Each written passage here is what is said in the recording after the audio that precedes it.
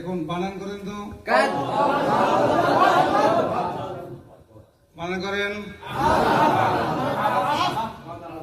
বানান করেন।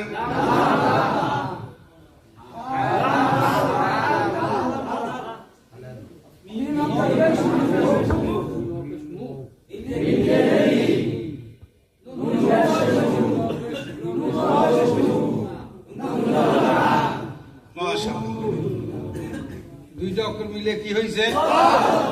এই দুইটা মিলে, এইটা মিলে, এইটা উচ্চারণ, এইটা, এরপরে, এরপরে, এরপরে, মাশাআল্লাহ। نحمد ونصلي على رسوله الكريم أما بعد فأعوذ بالله من الشيطان الرجيم بسم الله الرحمن الرحيم الرحمن علم القرآن خلق الإنسان علمه البيان شهد رشد الله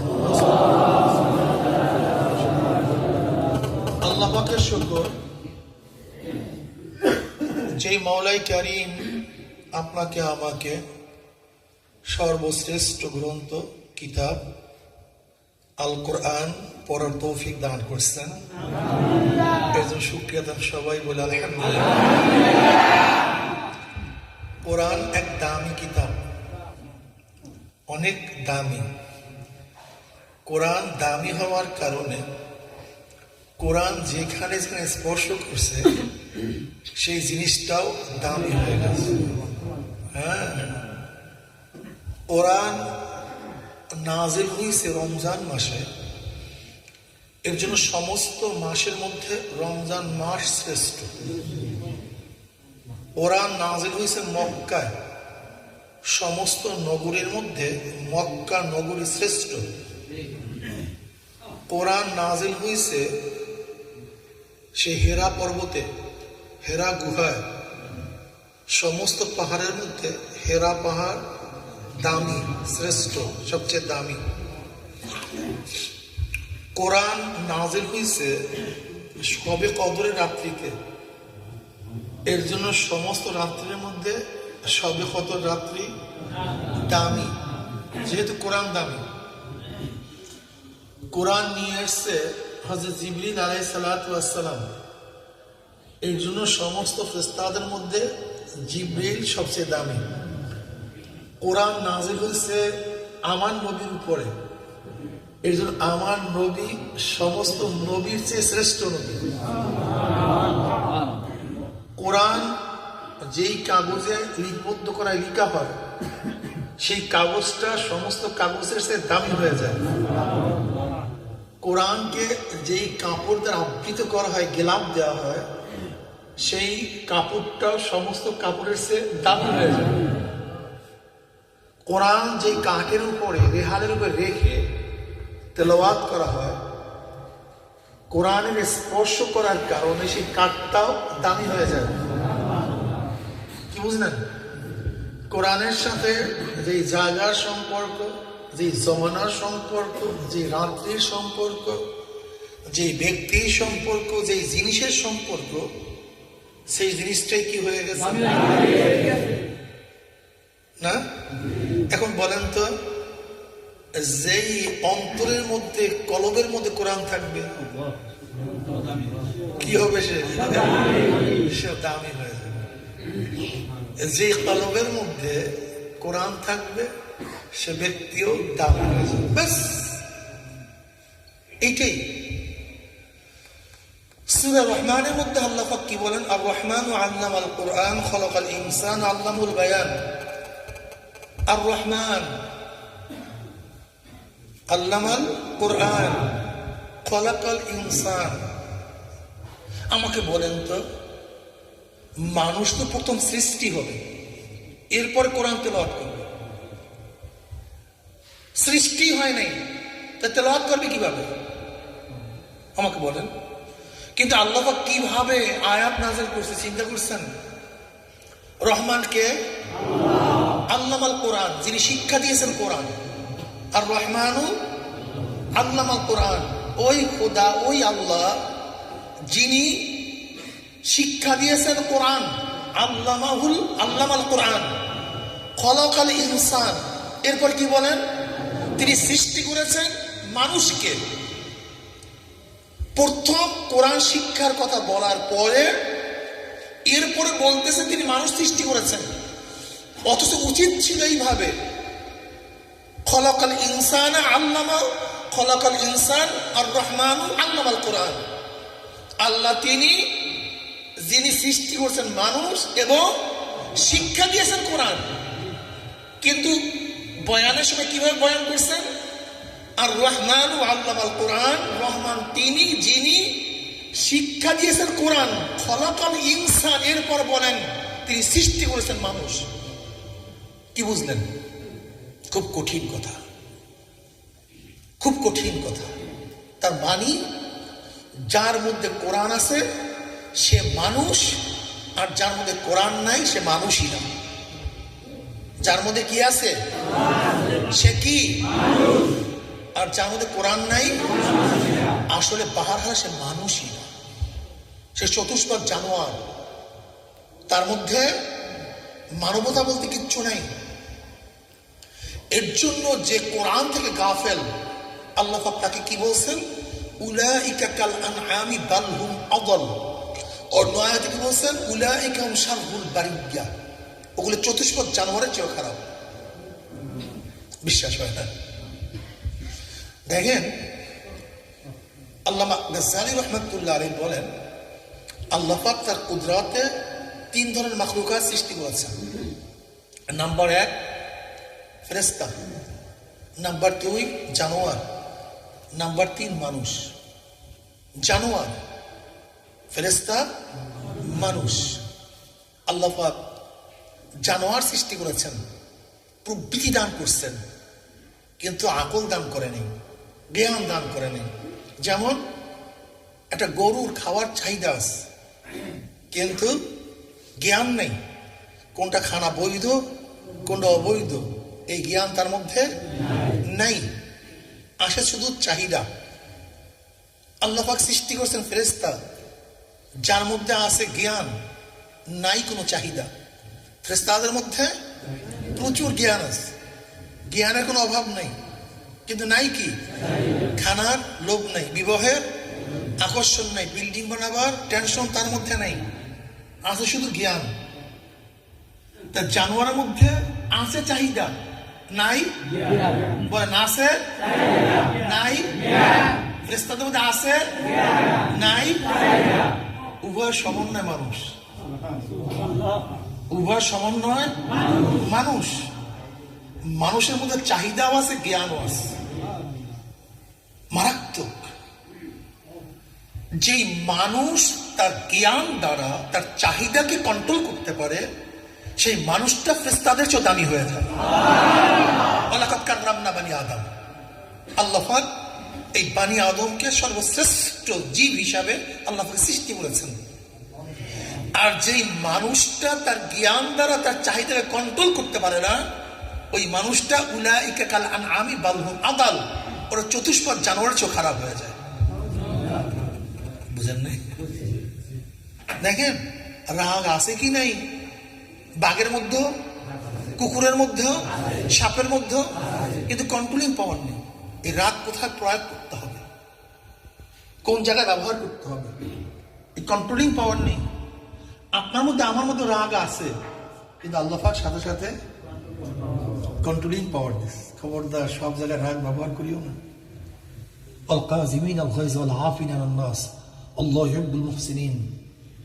কাজে যেই ব্যক্তি তার রাগকে আকল বা জ্ঞান দ্বারা কন্ট্রোল করতে পারে না, সে ওই জানোয়ারের মতো ব্যবহার করে, যাকে ইচ্ছা তাকে সবল দেয়, যাকে ইচ্ছা তার উপরে চড়াও হয়, যাকে ইচ্ছা তাকে ক্ষতিগ্রস্ত করে। কি কথা ঠিক না? কিন্তু যে রাগকে কন্ট্রোল করতে পারে সে ব্যক্তি মানুষ, সে দামি হয়ে যায়। দেখছেন না, অনেক মানুষ রাগ উঠছে, স্ত্রীর সাথে যা ইচ্ছা তাই ব্যবহার করে, তালাক দিয়ে দেয়, আল্লাহ মাফ করে দেব। হ্যাঁ, এরপর কি অবস্থা হয়? যখন রাগ ঠান্ডা হয়, কি করলাম, কি করলাম, কি করলাম, সব তো শেষ। এবার শয়তান বলে, আরে ভাই কোনো টেনশন নেই, আবার নিয়ে আস, জীবনভর। ব্যাস। শয়তান ন্যাংরা, অন্যগুলি ভালো। তাই ইবলিস তো সবার কাছে জায়েজা তলব করতেছে। কি করছস আজকে শাগরেদরা, করছস কি? এক একজনই বিশাল বলে, কেউ মদ পান করাইছে, কেউ বলে গাঁজা সেবন করাইছে, কেউ বলে ওস্তাদ আজকে সুদ খাওয়াই দিছি, কেউ বলে ওস্তাদ আজকে ঘুষ খাওয়াই দিছি, কেউ বলে ওস্তাদ আজকে নামাজ কাজা করাই দিছি, কেউ বলে ওস্তাদ আজকে মিথ্যা বলাই দিছি, কেউ বলে জেনা করাই দিছি, কেউ বলে এইটা করছি সেইটা করছি, খুন করাই দিছি। ভালো ভালো কাজ করছে, কিন্তু ন্যাংরা মেয়ে পিছনে বসা, ন্যাংরা শয়তান পিছনে। তুই করছিস কি, তুই করছিস কি? বলে বেশি কিছু করতে পারিনি, বেশি কিছু করতে পারি নাই। বলে কিচ্ছু করস নাই? বলে এদের মতো এত বড় বড় কাজ তো আমি আঞ্জাম দিতে পারি নাই, বিধায়ী তো আপনার কাছে পেশ করবো কি? এর জন্য লজ্জায় পিছনে বসে আছে, কাজ বেশি হয় না। বলে বল কি করছিস? বলে একজনের মধ্যে রাগ উঠছে, তারপর আমি রাগের সময় তো সবচেয়ে বেশি তাদেরকে ব্যবহার করি। মুহাসাবাতুল কুলুবের মধ্যে আল্লামা গাজ্জালী রাহমাতুল্লাহ আলাইহি মানুষকে শয়তান কোন কোন সময় ব্যবহার করে, এর মধ্যে সবচেয়ে শয়তানের বড় ব্যবহারের সময় হলো রাগ। সবচেয়ে বড় সময় রাগ। এই রাগের সময় শয়তান তাকে একেবারে ইচ্ছা মতো ব্যবহার করে, পুতুল বানায় ফেলায়, খুব কঠিন। এই জন্য রাগ উঠলে খুব সাবধান, খুবই সাবধান, খুব সাবধান। নবী আলাইহিস সালাতু ওয়াস এই ব্যাপারে বহুত ভাবে আমাদেরকে চিকিৎসার পরামর্শ দিয়েছেন। তুমি যদি বসা থাকো শুয়ে যাও, শুয়ে থাকলে স্থান পরিবর্তন করো, বসা থাকলে দাঁড়ায়া যাও, হাঁটিয়া চলিয়া যাও, দুরূদ শরীফ বেশি বেশি পড়তে থাকো, ইস্তেগফার পড়তে থাকো, আউযু বিল্লাহি মিনাশ শাইতানির রাজিম পড়তে থাকো। সবচেয়ে বড় রাগ থামাবার কৌশল হলো সরিয়া যাওয়া। এটা সবচেয়ে বড় কৌশল, সবচেয়ে বড় কৌশল সরিয়া যাওয়া, কাছে না থাকা। যখনই দেখছেন অবস্থা খারাপ, আস্তে সরিয়া যান, এটা সবচেয়ে বড় ভালো। আউযু বিল্লাহি মিনাশ শাইতানির বেশি পড়া, বেশি বেশি পানি দেওয়া, রাগ গরম, পানি দিলে ঠান্ডা হয়ে যায়, উজু করা, এগুলো হাদিসের মধ্যে আসছে। এগুলো রাগ গরম, আগুন, পানি ঠান্ডা। তা আগুনকে ঠান্ডা কি করে দেয়? নরম করে দেয়, ঠান্ডা করে দেয়। কি করছস? রাগের সময় স্ত্রীকে তালাক দেওয়া হয়েছে, তারপর কি করছস? বলে ওস্তাদ আবার ওই তাদের মধ্যে মিলমিশ করাই দিস।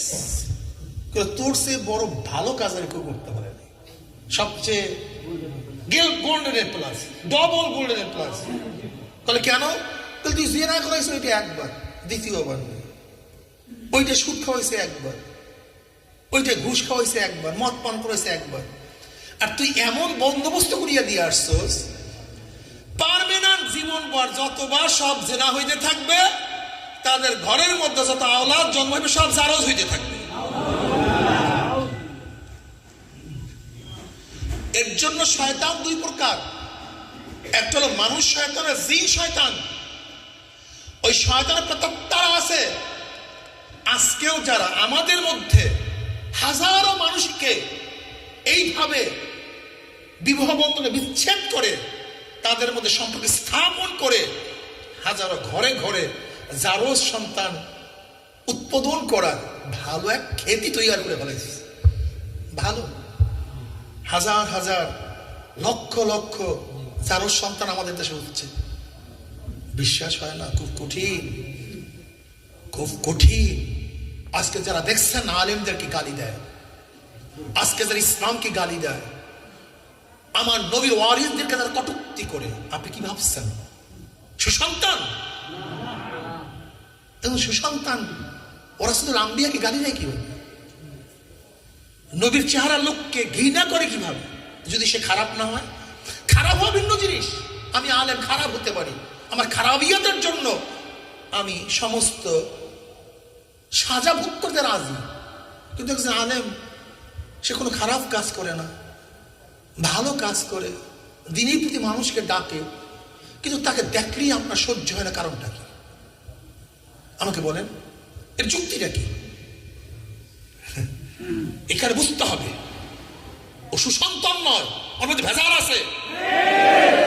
এর জন্যই অহরহ এসে আলেমকে গালি দেয়।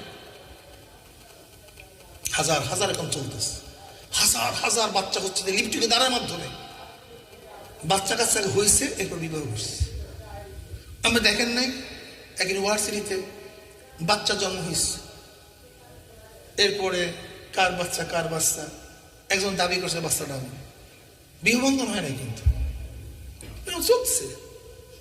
কি যে চলতেছে আপনারা জানেনই না, কি যে চলতেছে আপনারা জানেনই না, কি খারাপ অবস্থা চলতেছে। যাই হোক, আমি অনেক কথাই বলে ফেলছি। আর রহমান আল্লামাল কোরআন খলাকাল ইনসান, তাই যে ব্যক্তি আসলে কোরআন শিখবে সে হলো মানুষ, আর যে কোরআন শিখবে না আসলে সে মানুষই না, মানুষ রূপই এক জানোয়ার। আপনারা আসছেন খুব ভালো, 1 ঘন্টা সময় দিবেন, সাথীদেরকে বলবেন। চরমনাইতে আপনারা আসছেন, আল্লাহর কুতুবরা কি যে খেদমত করছে আপনাদের অনেকের জানাই নাই। আজকে 68,000 গ্রামে 68,000 কোরআনী মাদ্রাসা করার প্রোগ্রাম তারা হাতে নিয়েছেন। সুবাহি মাদ্রাসার নামে প্রত্যেক মসজিদে এই কোরআন তালিমের ব্যবস্থা করেছেন।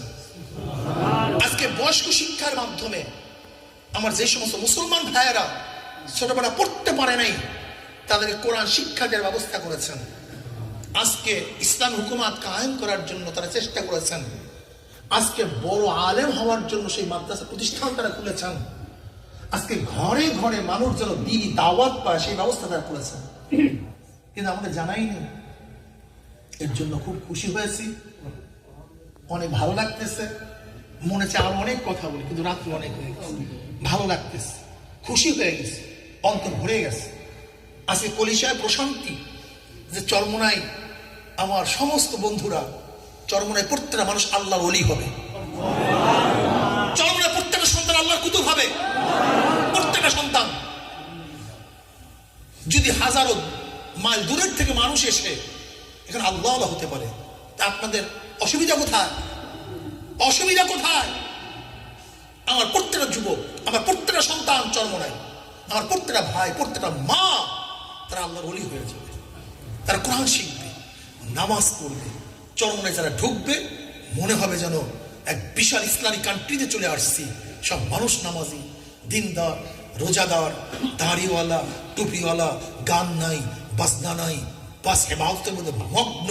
প্রত্যেকের সহযোগী, প্রত্যেকে সাহায্য করে। কেউ কারটা মেরে খায় না, কারোর অত্যাচার করে না, জুলুম করে না, নির্বিচারে কাউকে হত্যা করে না। সব মানুষগুলি আপন হয়ে গেছে। এর নাম হল ইসলামী সমাজ, এর নাম ইসলামী সমাজ। শুধু আমাকে নিয়ে ব্যস্ত থাকবো না। আমার ভাই সে দুর্বল অবস্থায় আছে, সবাই টেনে তাকে উঠায় দেব। এক ভাই অসুস্থ আছে, সবাই মিলে তাকে সাহায্যের ব্যবস্থা করবো, চিকিৎসার ব্যবস্থা করবো। এটা সহজ না ভাই? এর নাম মুসলমান, এর নাম ইসলাম। আমি একাই না, আমি একা ভালো হব না। সবাই ভালো তা আমিও ভালো, তা মানি আমার সমস্ত অঙ্গ ভালো, হাতটা অসুস্থ। আপনার ভালো না খারাপ? কেন? আপনার সব অঙ্গ তো ভালো, শুধু হাতটা অসুস্থ, সমস্যা কি? হ্যাঁ, আপনার সমস্ত অঙ্গ ভালো, শুধু চোখটা খারাপ, অসুবিধা কি? কি আপনার কোনো সমস্যা আছে? কেন? আপনার 32টা দাঁতের সবই ভালো, শুধু একটা দাঁতে যন্ত্রণা করে, সমস্যা আছে? যেরকম আমার সমস্ত অঙ্গ ভালো, একটা অঙ্গ অসুস্থ থাকলে আমি ভালো না। নবী আলাইহিস সালাম কি বলছেন? আল মুমিনু কারাজুল ওয়াহিদ, ইন ইসতাকা আইনুহু ইসতাকা কুল্লু ওয়া ইন ইসতাকা রাসুহু ইসতাকা কুল্লু। আমার নবী কি বলছেন? গোটা দুনিয়ার মুমিন একটা শরীরের মতো। আল মুমিনু কারাজুল ওয়াহিদ, গোটা মুমিন একটা মানুষের মতো। ইন ইসতাকা আইনুহু ইসতাকা কুল্লু, যেমন আমার শরীরের চোখে অসুস্থ হলে গোটা শরীরটাই অসুস্থ হয়ে যায়, মাথায় বেদনা সৃষ্টি হলে গোটা শরীরটাই দুর্বল হয়ে যায়। ঠিক মাশরিক থেকে মাগরিব পর্যন্ত, জুনুব থেকে শিমাল পর্যন্ত গোটা দুনিয়ার মধ্যে একজন মুমিন যদি অসুস্থ হয়, ব্যথিত হয়, তার ব্যথায় যদি তুমি ব্যথিত না হও, তাহলে মনে রাখতে হবে তুমি মুমিন না। তুমি মুমিন না। তোমার এক অঙ্গ অসুস্থ আর তুমি নিজেকে সুস্থতা মনে করতেছো, এর নাম মুমিন না, এর নাম মুমিন না। আল মুমিনু কারাজুল ওয়াহিদ। কাজে সবাইকে নিয়ে চিন্তা করতে হবে, সমাজ নিয়ে চিন্তা করতে হবে, পরিবার নিয়ে চিন্তা করতে হবে। আমরা পরিপূরক, একে অপরের সমন্বয়ে কাজ করব। কিন্তু আল্লাহ আমাকে এবং আমাদের সবাইকে যে নসিহতগুলি করছি, এই নসিহতের উপর আমাকে আমল করার তৌফিক দান করেন এবং আমাদের সবাইকে আমল করার তৌফিক দান করেন। খুব ভালো লাগছে এরকম প্রত্যেকটা মসজিদে এই অনুষ্ঠান হোক, সবাই কোরআন শিক্ষা গ্রহণ করুক, কোরআন আমল করুক। নাস্তিকদের মাথার মধ্যে ব্যথা সৃষ্টি হয়ে গেছে, পাগল হয়ে গেছে, নাস্তিক অলরেডি পাগল হয়ে গেছে। হ্যাঁ, প্রায় মনে হয় পাবনা প্রত্যেককে পাঠাতে হবে, কি কথা ঠিক না? ওদেরকে ওই পাবনা জেলখানায় আটকাবো, ওদেরকে বাইরেও রাখা যাবে না। আল্লাহ আমাকে এবং আমাদের সবাইকে কবুল করে। এখন আমরা আলহামদুলিল্লাহ সবক দেব। আল্লাহ কবুল। أعوذ بالله من الشيطان الرجيم. بسم الله الرحمن الرحيم.